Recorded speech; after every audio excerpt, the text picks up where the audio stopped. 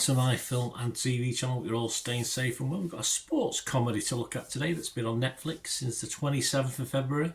I'm recording this on the 13th of March, which took me a couple of weeks. Yeah, I sort of missed this, but there's that many things I try and watch and look out for sometimes. Yeah, I can be forgiven, surely, for missing the odd one. We're going to look at something called Running Point, created by Elaine Coe, Mindy Kaling, Ike Barinholtz and David Stassen. It stars Kate Hudson in the lead role. Yes, always nice to see Kate. And it premiered on Netflix on February 27th, as I said, in 2025. The series was renewed for a second season in March. So there you go, you're getting the second one of this. It's 10 episodes, but it's only 30 minutes, which I like. So it's nice, reasonably fast-paced all the way through. It also stars Drew Tarver, Scott MacArthur, Brenda Song, Fabrizio Guido, Chet Hanks and Toby Sanderman. I always have more trouble with the US actors than British. I wonder why. Probably the names. As I said, I'm reviewing this on the 13th of March, so all comments and scores, etc. is at that date. What's it about? Well, Isla Gordon, played by the lady we've just mentioned, is a reformed party girl. She gets a shot of a lifetime to prove herself as she's left in charge of her family's pro basketball team. But she soon quickly learns that running a basketball team comes with its own set of problems and surprises, both on and off the court. Of course it does. So we get a bit of a family drama in this as well. I think Kate Hudson suits this. Brilliant. I think she's brilliant in the lead in this series. I say I do generally like Kate Hudson, but I think she's spot on for this. Joel Keller from Decider website give this 80 out of 100. He said on Kate Hudson it's that she's the best part of Running Point, but Kaylin, Coe, Barinholtz and Stassen have built a winning ensemble around her with a story that's not only a workplace comedy but one about family as well. Yes, I think all the characters have the little spot in it, little moment in it as it goes through, and very investable and for the most part fun. We have the odd sort of serious plot line thrown in, over medicating, prescription drugs, that sort of thing, sexual diseases. But in the main, it's kept quite light and energetic as we see the family basketball drama play off court and on court and off, as already mentioned. Richard Rupert scored this 75 out of 100. He's with the Chicago Sun-Times. He said, Running Point has its serious storylines, but nearly everything is handled with a sunbaked and relatively light touch, making this an easily digestible binge series with multi-season potential. Yeah, has it got legs for multi-seasons? Well, I think it might have to try a little bit harder. I wasn't convinced by the latter episodes. I think it sort of dropped a little bit in entertainment value for me. Some of the early episodes I was really impressed as we got to learn the characters, but I just thought it sort of plateaued, certainly plateaued. I won't say it totally dropped, but it certainly plateaued at a certain level that wasn't the level it was at for me the first couple of episodes.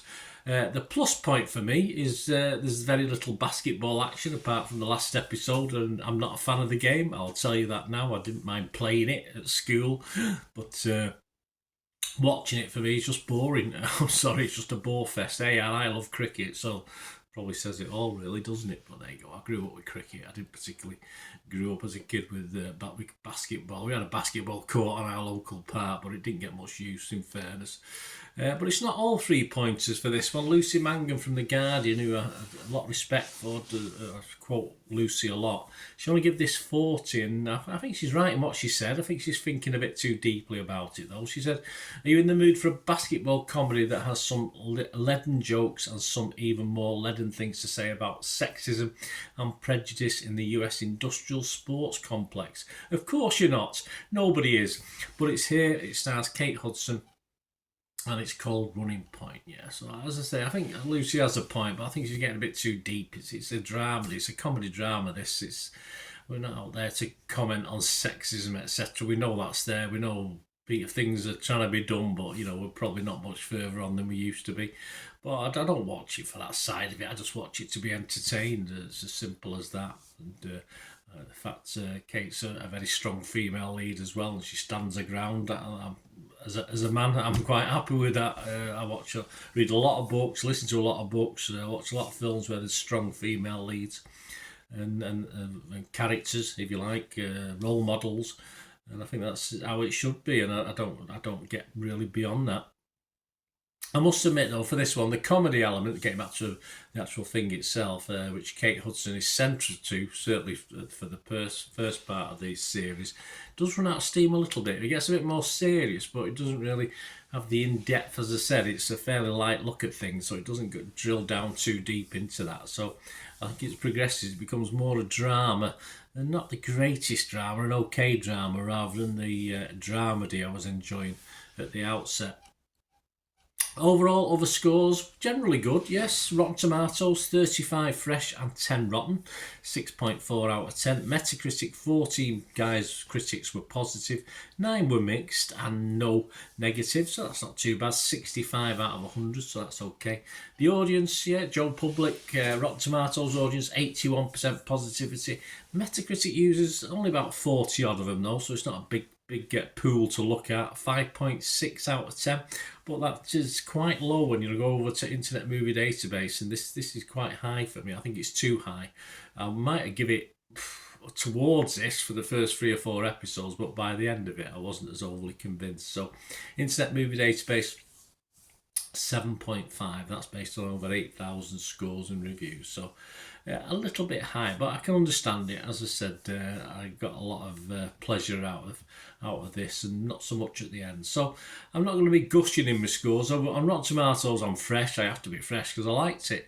I'm positive on Metacritic, but I will give this just a watchable score for now. As I said, it probably would have got towards 7 based on the first few episodes, but it's probably down 5.5 for the last 2 or 3. So yeah, I'm going to give it a 6 out of 10. I'm just going to stick at 6 out of 10. Just watchable. I'm not going to wholeheartedly say, yeah, you can't miss this one. Just a bit of fun. And as long as you don't think too seriously about it, as certain people seem to be, just go with it. And if you like Kate Hudson, even better. Like some of the actors who do a reasonable job supporting her as well.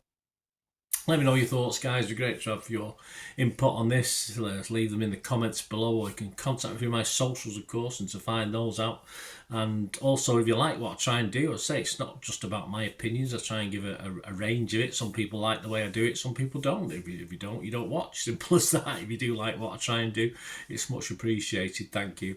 And if you can give us some help and support going forward as well, might just be watching a couple of ads, following a link if you fancy something, always helps the channel out going forward as well. So if you want to do that for me, just stay watching and listening. Ways to help me out, guys, if you watch the ads, if the ads on this YouTube ads, that helps in a very little way, but it all helps. It all, watch the pennies and pounds look after themselves, they say, don't they? Or the pennies or the 10p's look after themselves. But if you watch the ads or follow the links on the ads as well, that's always a nice way to support the channel. If you sort of hang on for it, I've done that. I watched other people's and followed the ads, just something I fancied, which does happen from time to time.